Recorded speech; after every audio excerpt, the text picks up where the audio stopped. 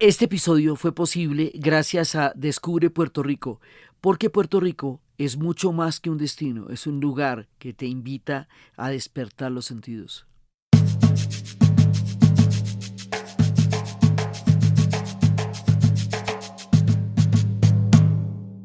Buenas. Último programa de la serie de Puerto Rico. Nos da pesar salir de Puerto Rico. Estábamos muy felices en Borinquen. Pero bueno, esta era la historia, la secuencia era la música, la gastronomía, el arte, la moda y la naturaleza. Entonces, el verdadero milagro de Puerto Rico, siendo muchos, es la naturaleza.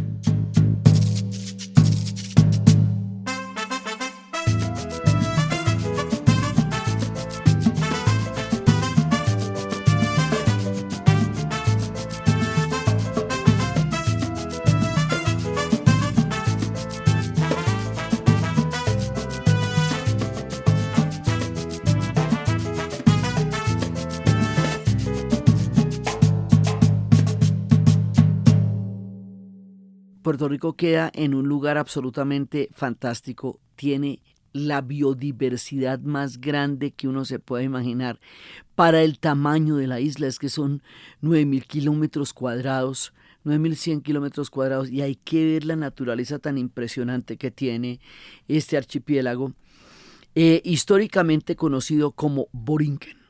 O sea, así es que se llama, ese es el nombre taíno, eso es, digamos, como el nombre de origen.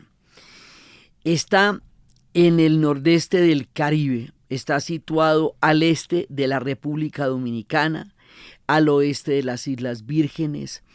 Es la más pequeña de las Antillas Mayores. Acordémonos que las Antillas Mayores son Cuba, República Dominicana y Haití, Puerto Rico y Jamaica.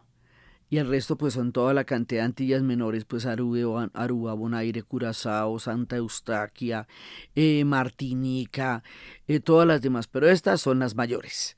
Entonces de las mayores esta es la más pequeña, pero forma todo el arco con las Antillas menores. Es una ubicación estratégica. Y esa ubicación estratégica es la que va a hacer una gran cantidad de condicionamientos históricos de Puerto Rico. Son las costas del norte, o sea, usted coge la isla en la parte norte donde queda San Juan, la capital, eso queda en el Atlántico, ¿sí? Y en la parte sur, donde queda Ponce, eso queda en el Caribe. Siendo, pues, estando en el Caribe, dentro del Atlántico, nuestro marecito Caribe, ahí queda Ponce y arriba en el Atlántico queda San Juan.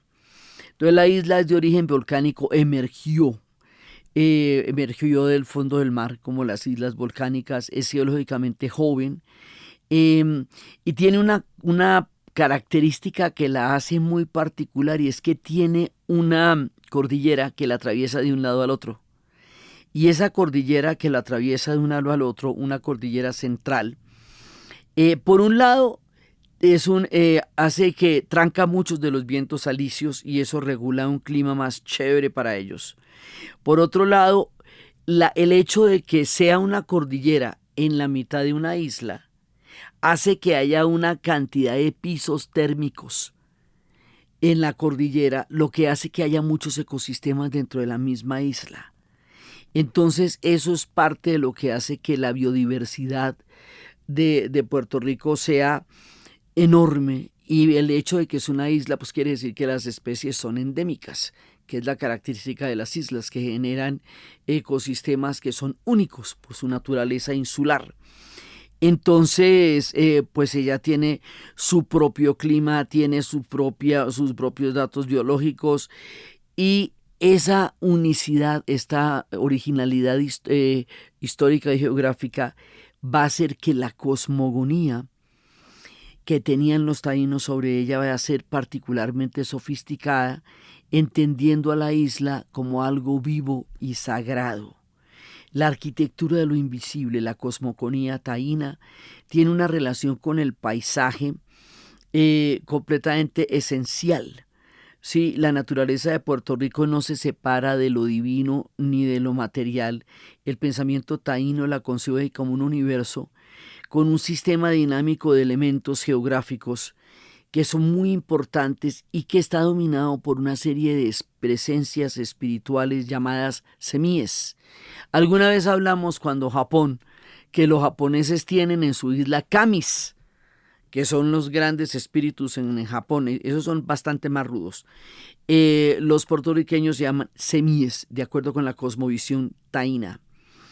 Y eso hace que cada uno de los elementos que están en el entorno, cada uno de ellos, cada montaña, cada río, cada cueva, tenga un significado específico y ritual dentro del universo sagrado de los taínos.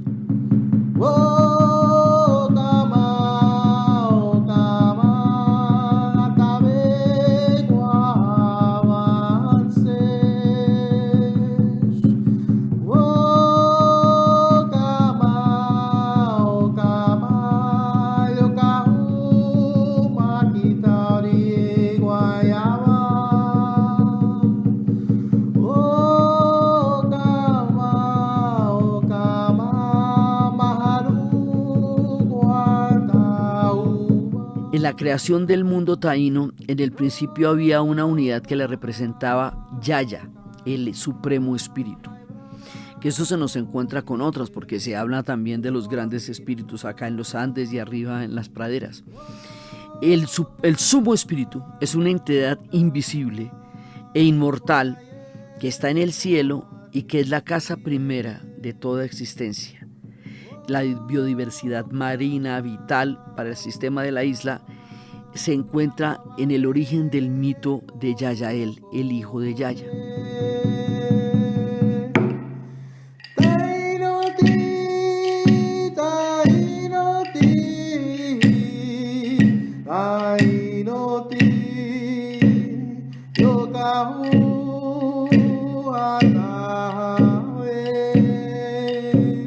Según el relato, tras la muerte de Yayael, sus huesos fueron colocados en una calabaza o higuero donde se transformaron en peces.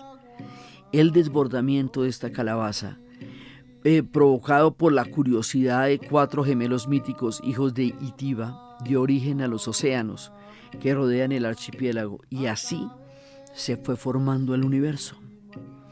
Entonces, hay un dualismo de lo sagrado entre Atabey y Yucajú. El equilibrio ecológico de Puerto Rico estaba personificado por una gran pareja divina primordial, originaria, que eran Atabey y Yucajú Bagua. Atabey, la madre de las aguas, la que era como Yemanjá en el mundo yoruba, que rige sobre los ríos, sobre los lagos, sobre los manantiales, sobre los elementos taínos, y se considera que era la leche materna de la tierra. Ella estaba asociada a la imagen de la rana, por eso es tan importante la rana o el sapo, que eso es fundamental para entender la importancia de los anfibios en la cultura de la isla. Por eso hablamos de la ranita coquí, que además en realidad son 17 especies de ranitas, pero se oye por toda la isla. Ellos van a tener una importancia muy grande en la cultura. El croar de las ranas es el que anuncia las lluvias y es una comunicación en directa con la deidad, o sea, la deidad directamente a través de las ranitas les comunicaba cuándo era que iba a llover. Y por el otro lado, Yucajú representa el espíritu de la yuca, que es lo que da la comida, y es el que vincula ese tubérculo al espíritu Hu o Bagua, que es el mar. Entonces, entre la fertilidad y la comida, estos espíritus taínos van creando toda la cosmovisión de la isla. Atabe, atabe, suimako, atabe, atabe, suimako, atabe. Las palabras taínas de origen taíno son muchas en español y se van a sorprender. Se van a sorprender cuando les digo qué palabras de las que nosotros usamos diariamente son taínas, que son ese puente entre el viejo y el nuevo mundo, porque nosotros lo seguimos usando para describir la biodiversidad y los fenómenos del trópico. Palabras como colibrí, iguana, manatí, tiburón. Y palabras más rudas todavía, huracán, que Huracán era un dios absolutamente bélico y sigue siéndolo. Fueron palabras que cuando llegaron los europeos pues encontraron vocablos que no tenían ni idea porque no tenían esa representación allá. De aquí también, de las palabras taínas, viene el tabaco, la yuca, el ají y la batata que la integraron a la flora y a la dieta. Y entonces esto nos va a dar una diversidad lingüística también que es originaria de allá y que se comprende con este clima y con esta herencia. Y otra que es muy importante y que desde Bogotá tiene una importancia particular, sabana. Y lo digo porque el lugar donde nosotros estamos es una gran sabana gigantesca que queda sobre la cordillera de los Andes. Y mira que esta palabra sobre la cual estamos sentados contándole la historia es de origen taíno. Cayo también. Y bueno, huracán, que es pues es la que define la relación con el entorno natural, teniendo en cuenta que ellos están en un punto donde van los huracanes. Y tienen temporadas de huracanes todos los años. Eso es, digamos, como una de las condiciones durísimas climáticas que tienen las Antillas y que tiene particularmente Puerto Rico. Ellos tienen una topografía que hace que tengan muchísima variedad de climas y que esos climas estén atravesados por barreras físicas, por los vientos alisios que soplan del nordeste. Y eso nos va a llevar a que las montañas choquen con el aire húmedo y produzcan un tipo de clima muy particular en Puerto Rico. Porque hay una condensación de humedad, hay una formación de nubes, hay precipitaciones constantes. Por ejemplo, cuando nosotros estábamos, hubo un frente frío, lo cual hizo que no tuviéramos una relación con las playas como la que normalmente tienen, porque las playas en Puerto Rico son extraordinarias. Y estos son vientos que vienen desde la ladera de Barlovento, que cruzan las cumbres, que descienden hasta la ladera de Sotavento y que van dando unas sombras de lluvia. Esto genera un bosque natural. Ellos tienen varios tipos de bosque por toda la cantidad de cosas que les estoy contando. Entonces, por un lado tienen el bosque húmedo tropical en la misma isla. En la misma isla tienen un bosque húmedo tropical que queda en el nordeste, que se llama el Yunque y que es el que recibe la mayor cantidad de lluvias anuales. Y en el sur de la isla tienen un bosque seco que es el que se llama Guánica, que recibe muy pocas precipitaciones pluviales al año. Y eso permite que la isla tenga selvas tropicales y tenga bosques también nublados, la misma isla. Yo todavía tengo el misterio de si toda esta cantidad de ecosistemas es lo que produce esa cantidad de músicos, si esa misma diversidad orográfica y esa cantidad de suelos térmicos y precipitaciones es lo que hace que haya música en cada esquina y que los puertorriqueños carguen una luz musical impresionante, verdaderamente maravilloso para el tamaño de la isla. O sea, lo hablamos, toda la cantidad de músicos que tienen ellos allá y que surgen y salen por todas partes. Entonces, esto hace que haya una gran diversidad. Y allá en esa diversidad es donde tenemos la ranita coquí. Y la ranita coquí, digamos, uno escucha el sonido de la ranita coquí en toda la isla, en todas partes. No solamente en las zonas digamos, alejadas de la ciudad o las zonas más rurales. Uno lo escucha en las zonas de los hoteles, en todas partes, lo que quiere decir que sus aguas son bastante saludables, porque eso es uno de los síntomas de salud de las aguas. El coquí tiene una característica, el coquí de Puerto Rico tiene una característica que ustedes no me la van a creer. Evolucionó directamente de ser un huevito a ser una rana. Es decir, no es renacuajo. Se salta la etapa de volverse renacuajo como nuestro rin renacuajo. Él no llega a ser renacuajo. Él salta directamente a ser rana. Esto es una particularidad muy grande porque normalmente pues las ranas antes de ser ranas son renacuajos. Él pasa de huevo a ser un adulto en miniatura chiquitica. y tiene la fase larvaria en el agua.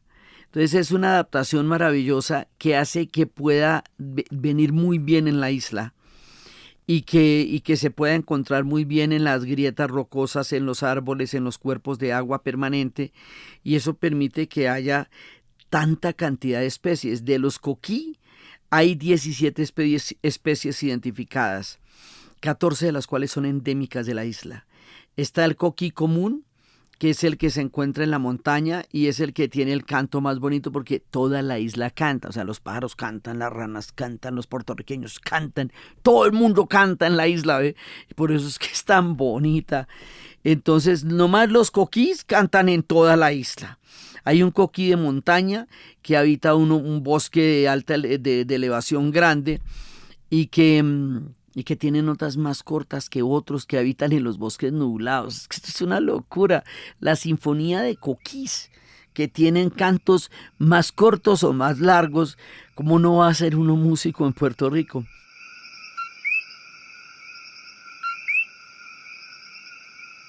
Entonces hay un coquí llanero, que es una especie más chiquita y más rara, que es la de los humedales, que está en el agua dulce de las sabanas. Ellos tienen aguas subterráneas, ¿no? Tienen aguas dulces subterráneas, que es también una de las maravillas de la isla, porque pues no necesariamente las islas tienen agua dulce.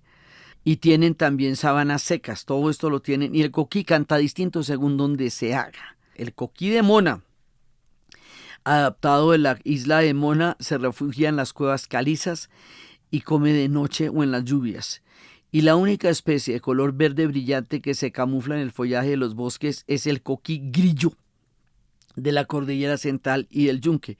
Por eso es tan importante el tema del coquí. Mire, es tan importante que hay una canción de Charly Palmieri en donde se cuenta la historia de la hija de Lola, que la hija de Lola era la más alegre, la más querida, la más chévere, que a todo el mundo le gustaba la hija de Lola y que de golpe se puso triste. Anda triste, ya no se le ve por ahí, ya no camina, ya no habla con la gente, la mamá no entiende lo que le pasó, nadie sabe qué le pasa a la hija de Lola, pero una de las sospechas de la canción de Charly Palmieri es que algo de lo que le pasa a ella tiene que ver con el coquí. ¿Qué tiene que ver con el coquí, la tristeza de la hija de Lola? Habría que preguntarle a Charly Palmieri. Pero son tantas las especies de coquí que hasta terminan afectando la salsa. Entonces, sí, es que todo se relaciona aquí en la isla, todo se relaciona de una manera muy bonita. Hay ceibas, y esa palabra también viene de ellos. Ceibas enormes, gigantescas, como las que nosotros vemos acá, ellos tienen ceibas, y de las ceibas sale la sagrada flor de la maga. La diversidad de Puerto Rico es el resultado de millones de años de adaptación de suelos volcánicos, de calizos, serpentinos, y cada una de las floras cumple una función particular porque purifican el aire, controlan las corrientes y también hacen que toda la cosmovisión indígena y la cultura popular estén íntimamente ligados a esta maravillosa y profunda biodiversidad de Puerto Rico. Ellos tienen árboles gigantescos, pues la ceiba es de ellos, y pueden tener bosques que tienen cientos de años con raíces gigantescas y con contrafuertes naturales. Y para los taínos, la ceiba era el eje cósmico que unía los diferentes estratos de la realidad con el mundo espiritual, como Yggdrasil, el árbol de los vikingos que tenía los 9 mundos. La ceiba de los taínos une el mundo, las diferentes realidades espirituales, y la madera se utilizaba para la construcción de las canoas que eran capaces de navegar entre las islas. Y eso les daba una integración entre la naturaleza, la madera y la comunicación con las demás islas. También tienen unos manglares tremendos, por eso habíamos hablado cuando estábamos hablando de la obra del maestro Samuel Lin del hombre manglar, que es una imagen verdaderamente poderosa que nos recibe todo esto desde el arte. Y es todos los ecosistemas aquí que forman estuarios, ellos tienen todas las formas de mangle, tienen mangle rojo, mangle blanco, mangle negro, tienen el botón, tienen bosques de una diversidad impresionante y eso también además tienen los arrecifes de coral porque quedan en el Caribe. Entonces, pues ellos tienen criaderos naturales de muchas especies acuáticas y Tiene una fauna representativa de todo, tiene cualquier cantidad de aves, o sea, muchas aves y que están permanentemente, una las ve por todas partes, tienen reptiles. Los reptiles son más bien pequeños y por eso les digo la palabra iguana, viene de ellos, que nosotros las vemos en tantas partes. Ellos no tienen muchos mamíferos nativos, estos llegaron con los españoles después, fue cuando va a llegar el lechón y van a llegar todos ellos, pero estos no los tienen en la isla, van a llegar después. Pero tienen mamíferos voladores y tienen absolutamente importante la cotorra puertorriqueña.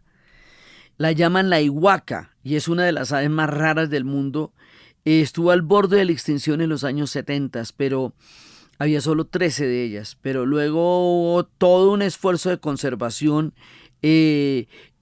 con aviarios en los ríos de abajo y con el yunque, y así estabilizaron las poblaciones de esta ave maravillosa de color verde esmeralda, y esto es uno de los grandes tesoros forestales que ellos tienen. Durante nuestro recorrido por Guánica, del cual les hablaremos en este episodio también, nos encontramos todo el tiempo, porque nos acompañó de principio a fin, desde el momento en que empezamos a subir el cerro hasta que regresamos, el San Pedrito. El San Pedrito es una ave pequeña, verde, con la garganta roja, y anida en los túneles y excava debajo de la tierra, y es insectívoro y es muy bonito. Él nos acompañó por todas partes. También tiene una forma de búho que se llama el múcaro, que es un búho nocturno que proviene de la voz taína mucurú. Es que los taínos además tenían pues un lenguaje maravilloso. Este es un depredador importante y controla las poblaciones de insectos y de roedores. Tenemos al famoso y ya mencionado pitirre, que siendo chiquitico y con su plumaje gris, tiene un espíritu tan combativo y es tan supremamente escamoso que logra asustar al guaraguao. Y el guaraguao es un guardián de las alturas y es un ave grande, con un vuelo enorme, y tiene una cola roja, y es un depredador, pero el pitirri lo asusta. El guaraguao piensa que el pitirri le va a coger la cabeza a picotazos. Entonces por eso es ese dicho que tienen los puertorriqueños de que a cada guaraguao le llega su pitirri. Y esto lo tienen en los murales, o sea que no necesariamente por ser uno chiquito es menos capaz de defenderse, y no necesariamente por ser uno grande es invencible. También tienen, y esa es una voz de ellos, manatís. Y el manatí, que también lo tenemos acá nosotros, el manatí es un mamífero grande marino. Él es tranquilo, pero es todo grandote.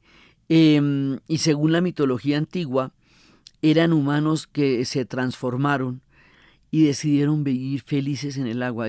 Seguramente tenían claras un poco de cosas que nosotros no, porque los manatíes bien felices, son gordos, tranquilos, frescos, y uno los ve en Puerto Rico y también en nuestro Urabá. Tienen otra característica maravillosa: la tortuga marina más grande del mundo. Se llama la tortuga laúd o tinglar, y es tan particular que no tiene un caparazón duro, sino que tiene una piel coreácea que parece un cuero, y puede bucear a profundidades tan increíbles como 4.000 pies. O sea, es una locura. Imagínate, no tiene caparazón porque lo suyo es el mar, pero es la tortuga más grande que existe. También tienen carey de concha, que tiene un caparazón de colores marrones y amarillos y un pico puntiagudo porque se come las esponjas de los arrecifes. O sea, como esto es una isla, realmente tiene cosas absolutamente únicas como tienen las islas. Entonces, pues tiene una tortuga con caparazón blando y una carey concha con pico filudo. Y tiene en el mundo de los reptiles la boa de Puerto Rico, que es un culebrón absolutamente impresionante, que puede tener 6 pies de largos. Y en la isla Mona está la iguana de Mona, un reptil terrestre que parece salido de un cuento prehistórico y puede medir hasta 4 pies. Y es herbívoro.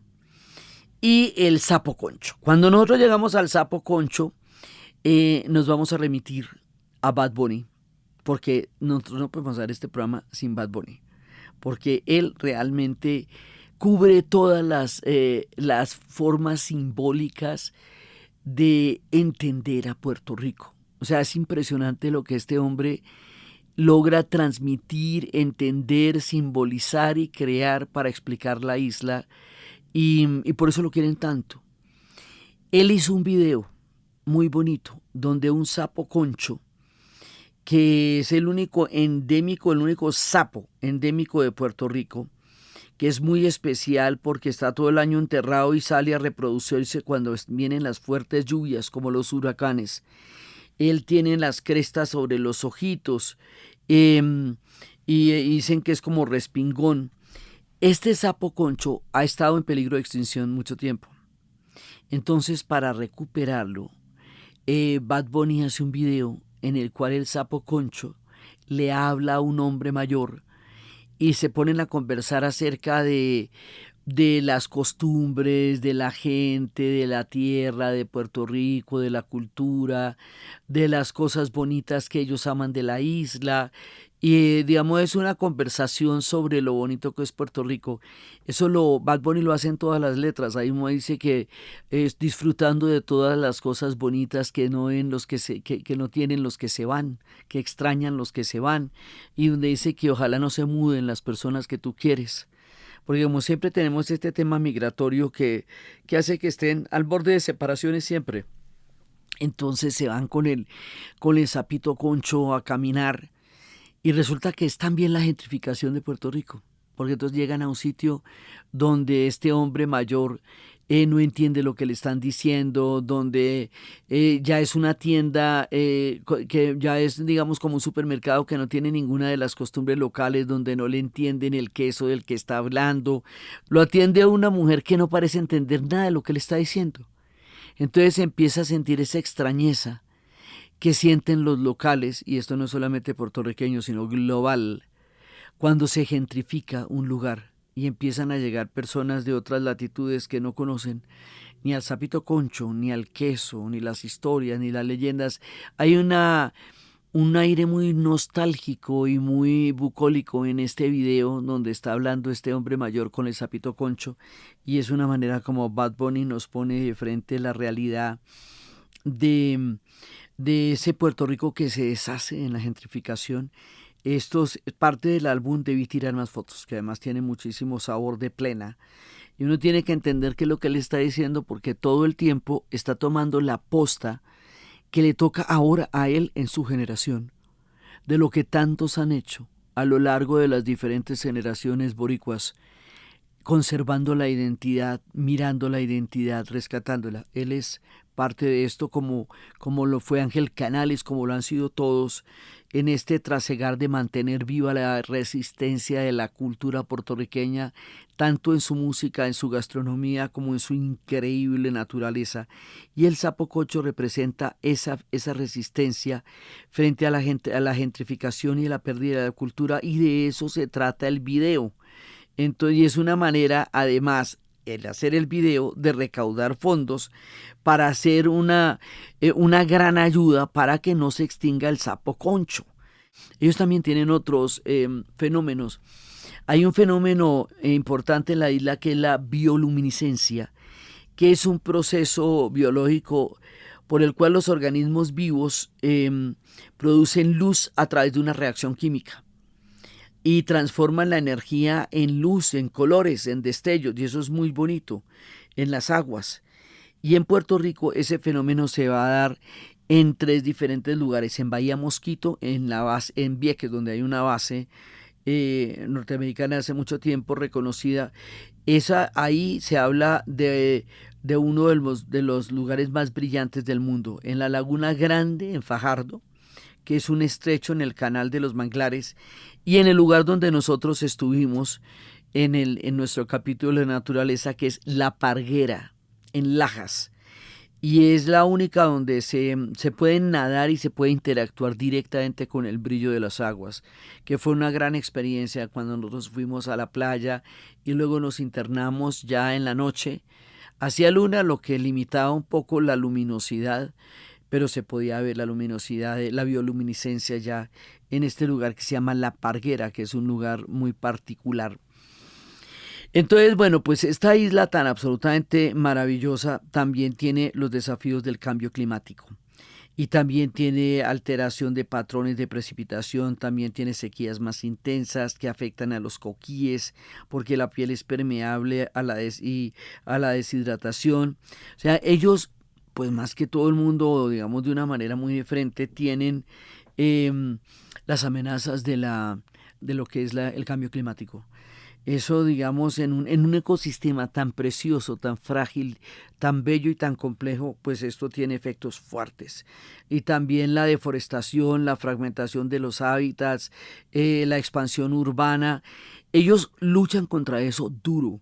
Hay un hombre en la isla de Isabela que se dedica al surfing y que está reforestando los bosques húmedos que quedan.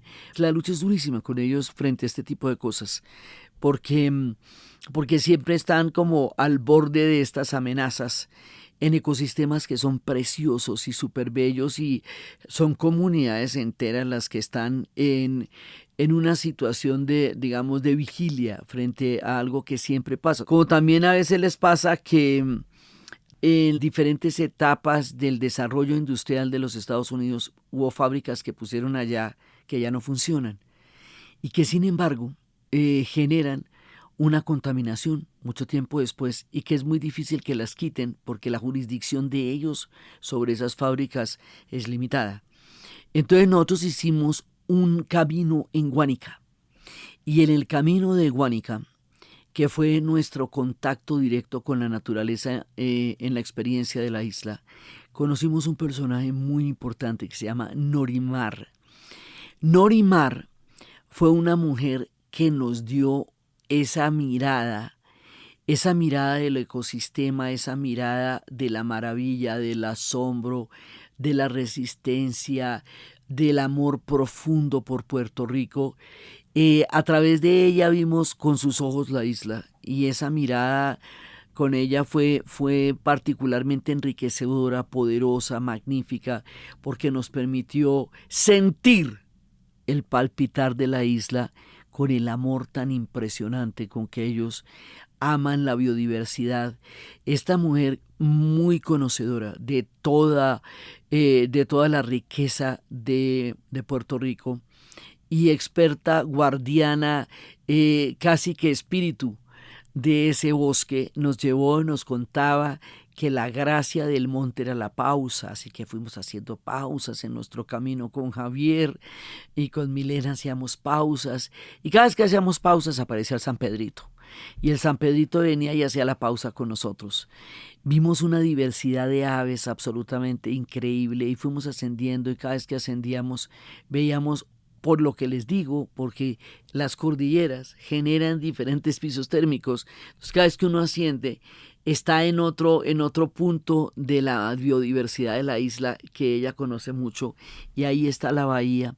Y por esa bahía, desde donde estábamos mirando, entraron los españoles en 1500 y pico, en el primer encuentro digamos, de España con el Caribe. Acuérdense que el Caribe es el que recibe el primer barrigazo de la entrada de los españoles a América. Lo primero que se va a encontrar es con el Caribe y de los primeros Caribes que se van a encontrar es con ellos.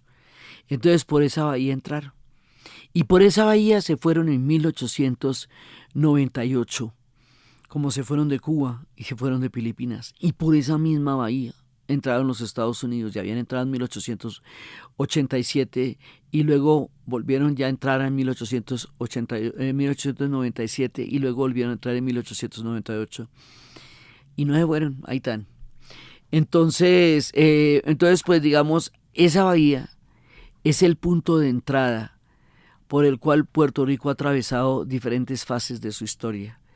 Y es de una belleza increíble, pero también ahí hay toda una lucha ecológica para que retiren la fábrica, para que las comunidades puedan recuperar la pesca. Esto es incesante y es permanente, digamos, el tema de la recuperación de toda la riqueza enorme que tiene la isla. Pues cada uno de los elementos del ecosistema es parte de su cultura. El coquí, como el sapito concho, como la ranita toro, como el sapo toro, como todo lo que hay en la isla, es parte del relato sea, el ecosistema está en el relato y el relato está en el ecosistema, como en la comida, como en la música. Todo está totalmente integrado. Y cuando estábamos subiendo con Norimar, íbamos a llevar al fuerte Caprón, que es donde era la cima de nuestro recorrido. El fuerte Caprón fue un fuerte que habían construido los españoles en el siglo XIX, porque ese es uno de los puntos más altos de la isla, donde se puede ver alrededor despejado el Caribe de una manera absolutamente impresionante. Y entonces resulta que ahí en ese fuerte, primero lo construyeron los españoles y luego Estados Unidos lo tomó como una base. Y ahora pues no están ni los unos ni los otros. Entonces es como un casco histórico de los fuertes que estuvieron allá, donde uno se sienta y desde ahí ve como una especie de gran terraza cósmica, como es Puerto Rico, y las huellas de la historia han atravesado la isla.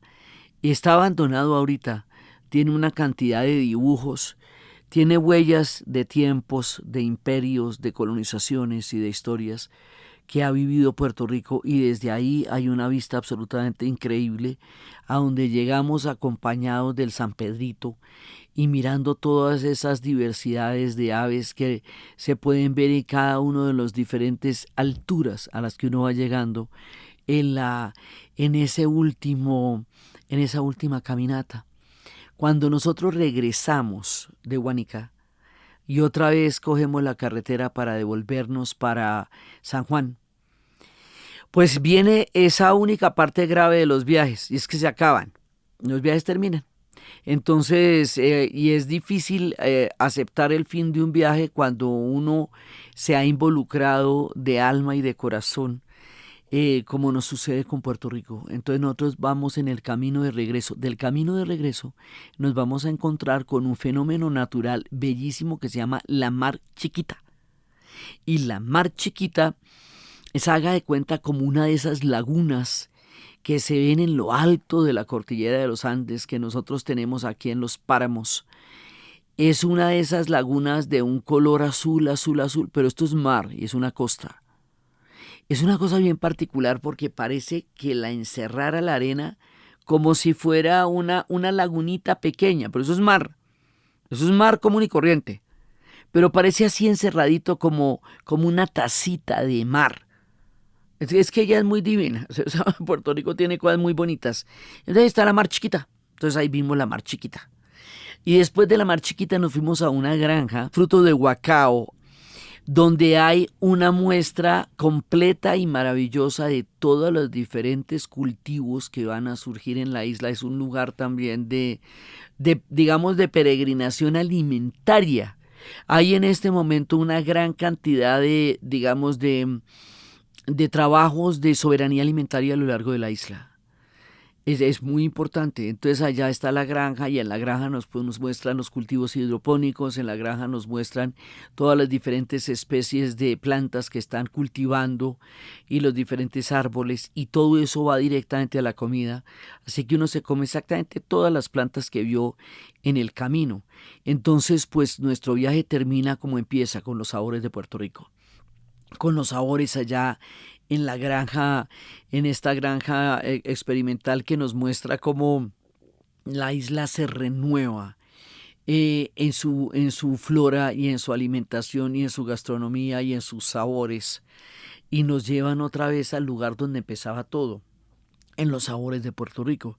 Por eso es que una y otra vez vemos que toda la salsa tiene que ver tanto con la comida, esa canción del Gran Combo que es el menú, sí, que es como le va gustando, y el pescado con jugo de limón y con pimiento y orégano, el lechón, y después que le pongan salsa, pa' mojar, que le pongan salsa. Ese menú del Gran Combo viene de todo este tipo de cultivos y de toda la diversidad de los sabores y de la manera como ellos cocinan de forma tan particular los grandes sabores de la isla. Entonces, después de haber mirado la naturaleza en toda su magnificencia, después de habernos asomado a la Mar Chiquita, hicimos un alto en el camino para buscar raíces familiares de mi estirpe en Aguadilla. Regresamos ya y después de haber visto esta granja en un pacto estricto con la lluvia.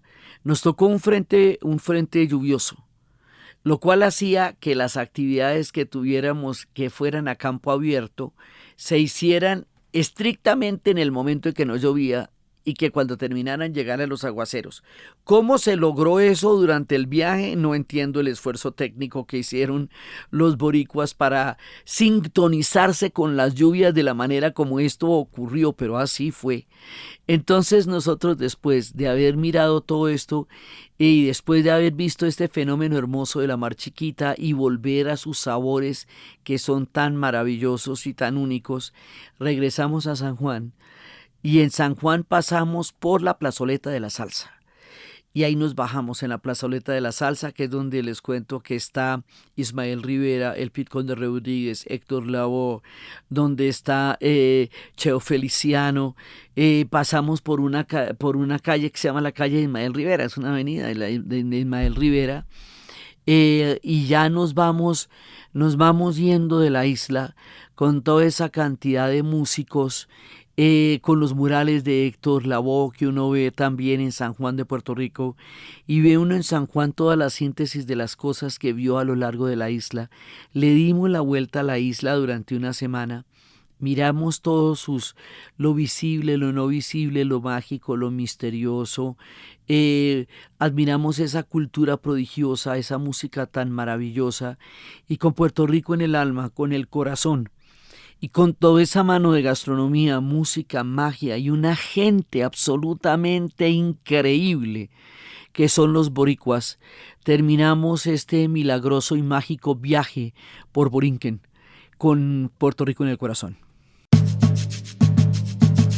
Entonces, desde la magia de Borinquen, desde la naturaleza, desde la rana coquí, desde el sapito toro, desde la biodiversidad, desde el pitirri y el guaraguao, desde toda esta cantidad de especies tan maravillosas, desde el bosque seco, desde el bosque húmedo, desde la cordillera que atraviesa de un lugar al otro la isla, desde todos sus paisajes y sus maravillas, su biodiversidad, la conciencia ecológica profunda, la cosmovisión taína y la magia impresionante de esta isla que fue idea de Dios en la narración de Ana Uribe.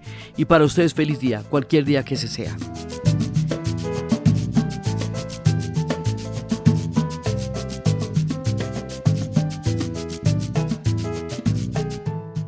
Para conocer más sobre la isla, entra a descubrepuertorico.com.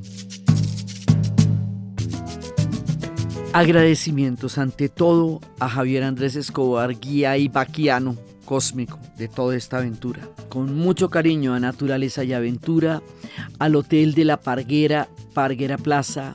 Gracias a Hook On Adventure por la experiencia de la bahía bioluminiscente. A Norimar, maravillosa y bella, y Turismo Borincano en el bosque seco de Guánica. Y a toda la gente de Descubre Puerto Rico por esta aventura maravillosa.